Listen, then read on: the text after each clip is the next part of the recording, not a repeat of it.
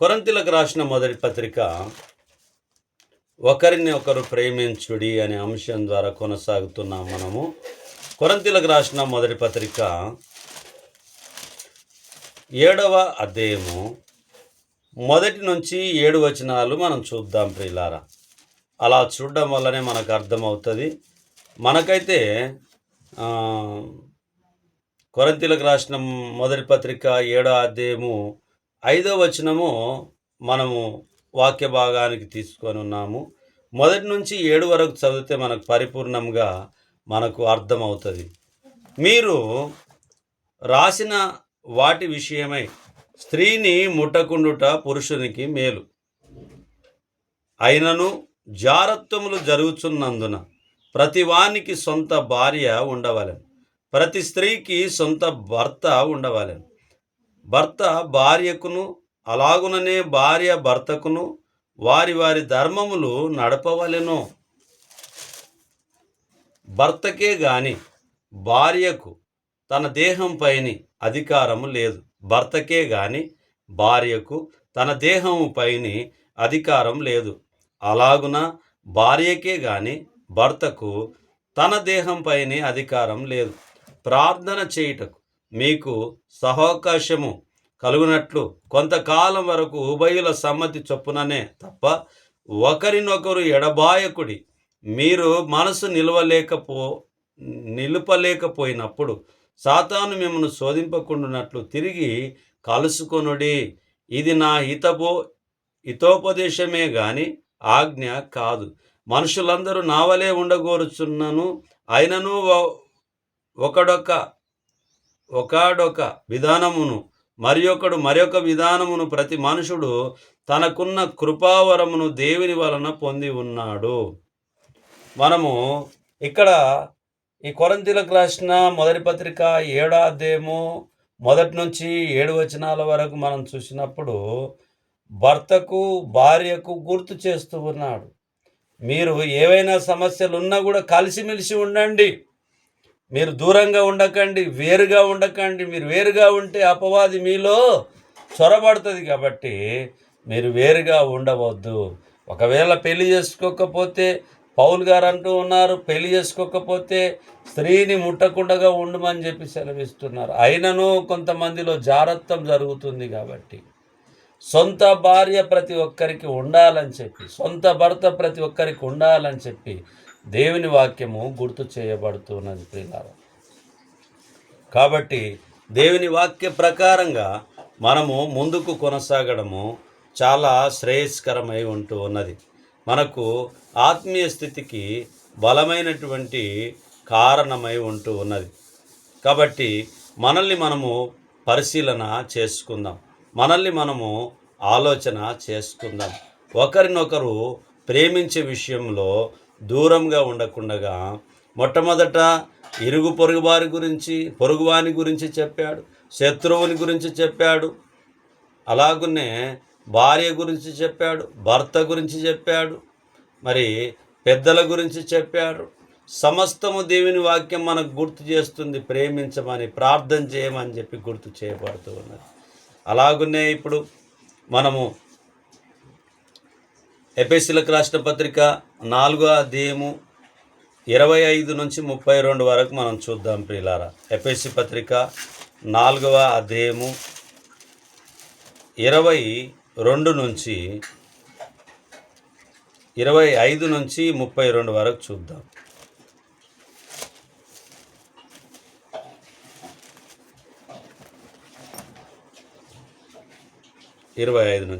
మనము ఒకరినొకరము అవయములై ఉన్నాము గనక మీరు అబద్ధమాడుట మాని ప్రతివాడును తన పొరుగువానితో సత్యమే మాట్లాడవలెను.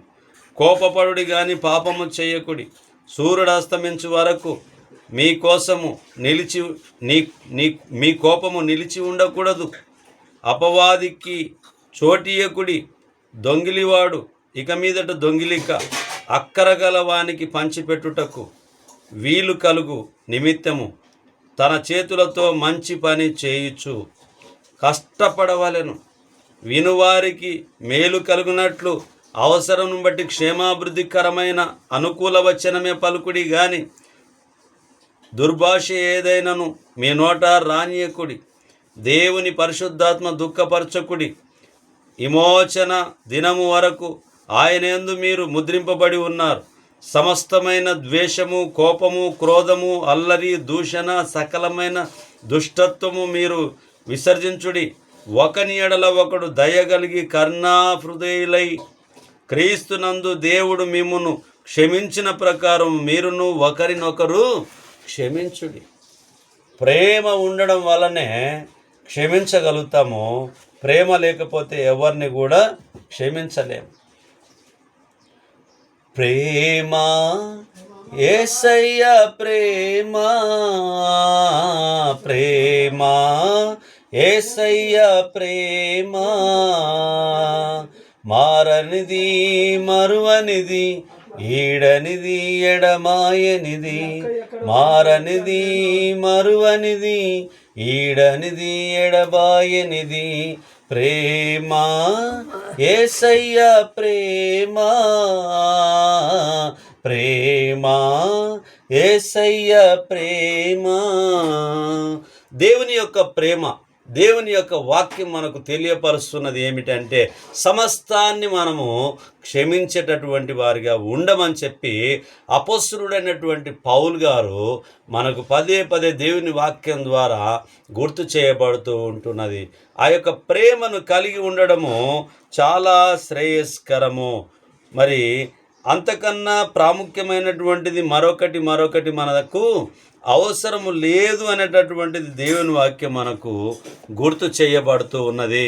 కాబట్టి మనము అన్ని వేళల్లో అన్ని విషయాల్లో కూడా మనం ఎట్లుండాలని అంటే జాగ్రత్త కలిగి, మనం భక్తి కలిగి, భయం కలిగి, ఒకరినొకరు ప్రేమించి ఒకరినొకరు క్షమించేటటువంటి వారిగా మనం ఉండాలని చెప్పి దేవుని వాక్యం మనకు గుర్తు చేయబడుతున్నది.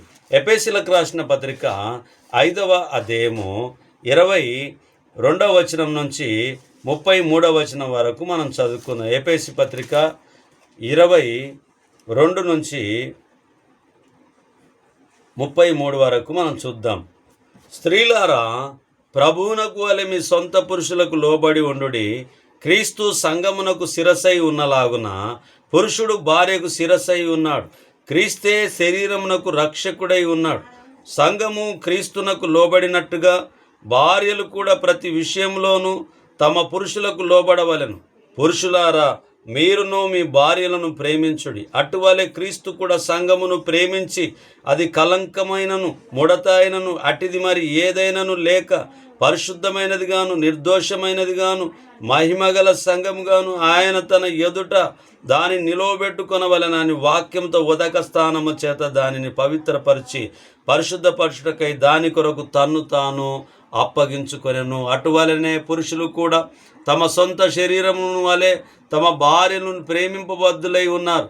తన భార్యను ప్రేమించువాడు తన్ను ప్రేమించుకొనుచున్నాడు. తన శరీరమును ద్వేషించిన వాడెవడును లేడు గాని ప్రతివాడు దానిని పోషించి సంరక్షించుకొనును. మనము క్రీస్తు శరీరమునకు అవయములమై ఉన్నాము గనక అలాగే క్రీస్తు కూడా సంఘమును పోషించి సంరక్షించుచున్నాడు. ఈ హేతువు చేత పురుషుడు తన తండ్రిని తల్లిని విడిచి తన భార్యను హత్తుకొనును, వారిద్దరూ ఏక శరీరమగుదురు. ఈ మర్మము గొప్పది. అయితే నేను క్రీస్తును గురించియు సంఘమును గురించియు చెప్పుచున్నాను. మెట్టుకు మీలో ప్రతి పురుషుడును తనను వలె తన భార్యను ప్రేమింపవలెను. భార్య అయితే తన భర్త యందు భయము కలిగి ఉండునట్లు చూచుకొనవలెను. ఇక్కడ కుటుంబానికి వచ్చినప్పుడు దేవుని వాక్యం గుర్తు చేయబడుతుంది. సంఘము, క్రీస్తు సంఘము దేవునికి లోబడినట్టుగా, క్రీస్తునకు లోబడినట్టుగా తమ భార్యలు తమ భర్తకు లోబడాలి. అలాగునే తమ భార్యలను మంచిగా ప్రేమించాలి అనేటటువంటి విషయాన్ని, భర్తను మంచిగా ప్రేమించాలి అనేటటువంటి విషయాన్ని ఎఫెసీ పత్రిక 5వ అధ్యాయము 22 నుంచి 33 వరకు చూసినప్పుడు ఈ విషయాలు మనకు చూపిస్తున్నాయి. అంతేకాకుండా 4వ అధ్యాయంలో కూడా మనకు 25 నుంచి 32 వరకు చూస్తే చాలా విషయాలు భార్యాభర్తల మధ్యలో మరి అనేక విషయాలను పాప విషయంలో మనకు గుర్తు చేయబడుతూ ఉంటున్నాయి. ఇవన్నీ కూడా ప్రేమకు సంబంధమై ఉంటున్నాయి. ప్రేమ లేని వాడు నా వాడు కాదని చెప్పి దేవుని వాక్యం మనకు గుర్తు చేయబడుతూ ఉన్నది. కాబట్టి ఎవరి దగ్గర అయితే మనము ప్రేమ లేకపోతే, ప్రేమకు చోటు లేకపోతే, మనము మనుషులను పలకరించకపోతే, మనుషులను ప్రేమించకపోతే, కనిపించే మనుషులనే మనం పలకరించకుండా ప్రేమించకుండా ఉంటే, కనిపించని దేవుణ్ణి మనము ప్రేమిస్తున్నామనంటే ఎలా దేవుడు నమ్ముతాడు ప్రియులారా? కాబట్టి ప్రేమ కలిగి జీవించడానికి మనమందరం కూడా సన్నద్ధులమై ఉండాలి. సత్యవాక్యమును సరిగా విభజించేటటువంటి వారిగా, అర్థం చేసుకునేటటువంటి వారిగా ఉండాలని చెప్పి దేవుని వాక్యం మనకు గుర్తు చేయబడుతూ ఉన్నది. కొలస్సీ పత్రిక 3వ అధ్యాయము 19వ వచనాన్ని మనం చూద్దాం. కొలస్సీ 3:19. 3వ అధ్యాయం 19వ వచనం. భర్తలారా మీ భార్యలను ప్రేమించుడి, వారిని నిష్ఠూర పెట్టకుడి. ఇక్కడ మళ్ళీ మనం కొంచెము ముందుకు వెళ్దాం ప్రియులారా. 18 వచనం నుంచి 25 వచనాల వరకు మనం చూద్దాం. 18 నుంచి, భార్యలారా మీ భర్తలకు విధేయులై ఉండుడి, ఇది ప్రభువును బట్టి యుక్తమై ఉన్నది. భర్తలారా మీ భార్యలను ప్రేమించుడి, వారిని నిష్ఠూర పెట్టకుడి. చాలామంది ఈ రోజుల్లో భార్య భర్తను సంతోషపెట్టండి, నిష్ఠూరం కాకుండండి అని అంటే, భార్యాభర్తల మధ్యలో సఖ్యత లేకుండా మరి పొరుగు వారిని అని అంటే వ్యభిచారంలో పట్టుబడి, పాపంలో పట్టుబడి, ఇతరులను సంతోషపెట్టేటటువంటి ప్రయత్నం చేస్తున్నటువంటి అనేక ప్రజల మధ్యలో మనం ఉంటూ ఉన్నాం. కాబట్టి శారీరకమైనటువంటి ఆలోచనతోటే కాదు, హృదయంలో అనుకుంటే పాపమే, కంటితో చూడడమే పాపమే. ఎందుకనంటే దేవుని వాక్యం గుర్తు చేస్తుంది, మోహపు చూపుతో చూచు ప్రతివాడు అప్పుడే తన హృదయమందు వ్యభిచరింపబడును. నీ కుడికను నిన్ను అభ్యంతరపరిచిన ఎడల నీవు నీ యొద్ద నుండి పీకి పారివేయము. నీ దేహంలో ఒకటి పరలోక రాజ్యము చేరునని సెలవిచ్చి ఇవ్వబడి ఉంటున్నది. అంటే భార్య వేరు, భర్త వేరు కాదు. అలాగనే సంఘమునకు అపోస్తులుడైనటువంటి పౌలు గారు గుర్తు చేస్తున్నారు, సంఘము అలాగూ క్రీస్తునకు లోబడి ఉండాలని చెప్పి, అలాగనే భార్య భర్తకు లోబడి ఉండాలని చెప్పి, ఒకరినొకరు ప్రేమించుకొని ప్రేమతో ఉండాలని చెప్పి దేవుని వాక్యం మనకు గుర్తు చేయబడుతూ ఉంటున్నది ప్రియులారా. పేతురు మొదటి పత్రిక 1వ అధ్యాయము 22వ వచనాన్ని మనం చూద్దాం. పేతురు మొదటి పత్రిక 1వ అధ్యాయము 22వ వచనాన్ని మనం చూద్దాం. 22వ వచనం. మీరు క్షయబీజము నుండి కాక శాశ్వతమగు జీవము గల దేవుని వాక్యం మూలంగా అక్షయ బీజము నుండి పుట్టింపబడిన వారు గనక నిష్కపటమైన సహోదర ప్రేమ కలుగునట్లు మీరు సత్యమునకు విధేయులవుట చేత మీ మనసును పవిత్రపరచుకొనిన వారై ఉండి ఒకరినొకడు హృదయపూర్వకముగాను మిక్కటముగాను ప్రేమించుడి. ఏలయనగా సర్వ శరీరులు గడ్డిని పోలిన వారు, వారి అందమంతయు గడ్డి పువ్వు వలె ఉన్నది. గడ్డి ఎండును, దాని పువ్వును రాలును, అయితే ప్రభు వాక్యం ఎల్లప్పుడూ నిలుచును. ప్రభు వాక్యం ఎల్లప్పుడూ కూడా నిలుస్తుంది. 13వ వచనం నుంచి చూద్దాం ప్రియులారా. 13వ వచనం నుంచి, కాబట్టి మీ మనసు అను నడుము కట్టుకొని నిబ్బరమైన బుద్ధి గలవారై యేసుక్రీస్తు ప్రత్యక్షమైనప్పుడు మీకు తేబడు కృప విషయమై సంపూర్ణ నిరీక్షణ కలిగి ఉండుడి. నేను పరిశుద్ధుడనై ఉన్నాను గనుక మీరును పరిశుద్ధులై ఉండుడని రాయబడి ఉన్నది. కాగా మీరు విధేయులగు పిల్లలై మీ పూర్వపు అజ్ఞాన దశలో మీకుండిన ఆశలను అనుసరించి ప్రవర్తింపక మిమ్మును పిలిచిన వాడు పరిశుద్ధుడై ఉన్న ప్రకారము మీరును సమస్త ప్రవర్తన యందు పరిశుద్ధులై ఉండుడి. పక్షపాతము లేకుండా క్రియలను బట్టి ప్రతి వానిని తీర్పు తీర్చువాడు తండ్రి అని మీరు ఆయనకు ప్రార్థన చేయుచున్నారు గనక మీరు పరిశుద్ధులై ఉన్నంత కాలము భయముతో గడపమని చెప్పి దేవుని వాక్యం గుర్తు చేయబడుతుంది. భయంతో. అంతేకాకుండా పితృపారపర్యమైన మీ వ్యర్థ ప్రవర్తనను విడిచిపెట్టినట్లుగా వెండి బంగారముల వంటి క్షయ వస్తువుల చేత మీరు విమోచింపబడలేదు కానీ అమూల్యమైన రక్తము చేత, అనగా నిర్దోషమును నిష్కలంకమునగు గొర్రెపిల్ల వంటి క్రీస్తు రక్తము చేత విమోచింపబడితిరని మీరు ఎరుగుదురు కదా. ఆయన జగత్కు పునాది వేయబడక మునిపే నియమింపబడిన కానీ తన్ను మృతులలో నుండి లేపి తనకు మహిమనిచ్చిన దేవుని ఎడల తన ద్వారా విశ్వాసులైన మీ నిమిత్తము కడవరి కాలము యందు ఆయన ప్రత్యక్షపరచబడును. కాగా మీ విశ్వాసమును నిరీక్షణయు దేవుని యందు ఉంచబడి ఉన్నవి. మన నిరీక్షణ అంతా కూడా దేవుని యందు ఉంచబడి ఉంటూ ఉన్నాయి. కాబట్టి నిరీక్షణను మనం వదులుకోకూడదు. సీయోనులో నా యేసుతో సింహాసనం ఎదుట క్రొత్త పాట పాడేదా, ఈ నిరీక్షణ నన్ను సిగ్గుపరచదు, ఈ నిరీక్షణ నన్ను సిగ్గుపరచదు, ఈ నిరీక్షణ నన్ను సిగ్గుపరచదు. దేవుని యందు నిరీక్షణ మనకెప్పుడు సిగ్గుపరచనిదిగా ఉండాలని చెప్పి దేవుని వాక్యము మనకు తేటగా గుర్తు చేయబడుతూ ఉంటూ ఉన్నది. కాబట్టి 22వ వచనంలో మనం చూసినట్టుగా, మీరు క్షయబీజం నుండి కాక శాశ్వతమగు జీవం గల దేవుని వాక్యం మూలంగా అక్షయ బీజం నుండి పుట్టింపబడిన వారుగా ఉంటున్నారు. కాబట్టి మనం అక్షయులుగా అజేయులుగా మనం ఉండాలని చెప్పి దేవుని వాక్యం మనకు గుర్తు చేస్తూ ఉన్నది. మరి పేతురు మొదటి పత్రిక 2వ అధ్యాయము 17వ వచనాన్ని మనం చూద్దాం. చూసి మళ్ళీ 13 నుంచి 17 వరకు చూసుకొని వాక్య భాగాన్ని మనము ముగిద్దాం. 17వ వచనాన్ని చూద్దాం. మొట్టమొదట, అందరినీ సన్మానించుడి, సహోదరులను ప్రేమించుడి, దేవునికి భయపడుడి, రాజును సన్మానించుడి. 13 నుంచి చూద్దాం. మనుషులు నియమించు ప్రతి కట్టడకును ప్రభువు నిమిత్తమై లోబడి ఉండుడి. రాజు అందరికిని అధిపతి అనియు, నాయకులు దుర్మార్గులకు ప్రతిదండన చేయుటకును, సన్మార్గులకు మెప్పు కలుగుటకును రాజు వలన పంపబడిన వారనియు వారికి లోబడి ఉండుడి. ఏలయనగా మీరిట్లు యుక్త ప్రవర్తన గలవారై అజ్ఞానముగా మాటలాడు మూర్ఖుల నోరు మూయుట దేవుని చిత్తం. స్వతంత్రులై ఉండి దుష్టత్వమును కప్పి పెట్టుటకు మీ స్వాతంత్రమును వినియోగపరచక దేవునికి దాసులమని లోబడి ఉండుడి. అందరినీ సన్మానించుడి, సహోదరులను ప్రేమించుడి, దేవునికి భయపడుడి, రాజును సన్మానించుడి. మనం చేయాల్సినటువంటి ప్రతి పని దేవుని వాక్యములో రాసి ఉంచబడి ఉంటున్నది.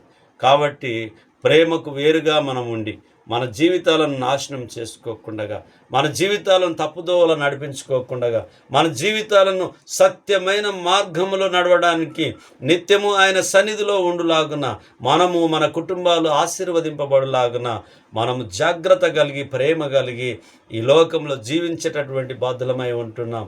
ఎందుకంటే కొద్దిసేపు కనబడి అంతలో మాయమైపోయేటటువంటి ఆవిరి వంటి వారం, గడ్డి పువ్వు లాంటి వారమై ఉంటున్నాం. పువ్వు లాంటి వారం, గడ్డి లాంటి వారం. కాబట్టి మన జీవితాలు శాశ్వతమైనటువంటివి ఈ లోకంలో కావు, పరదేశులమై ఉంటున్నాం. కాబట్టి పరదైసుకు చేరు వరకు, ఈ లోకంలోనేమో పరదేశులము, అక్కడనేమో పరదైసుకు చేరినంత వరకు మన జీవితాన్ని న్యాయపరంగా, నీతిపరంగా, ప్రేమపరంగా, క్షమించేటటువంటి పరంగా ముందుకు కొనసాగాల్సినటువంటి వారిగా మనం ఉండాలని చెప్పి దేవుని వాక్యం హెచ్చరిక చేస్తుంది. అలాగూ మన జీవితాలను కట్టుకుందాం. చిన్ని ప్రార్థన చేసుకొని వాక్య భాగాన్ని మనం ముగించుకుందాం. మహోన్నతుడా, మహాగణుడా, పరిశుద్ధుడా, మీ పరిశుద్ధమైన నామాన్ని బట్టి మీకు వందనాలు చెల్లించుకుంటున్నాం.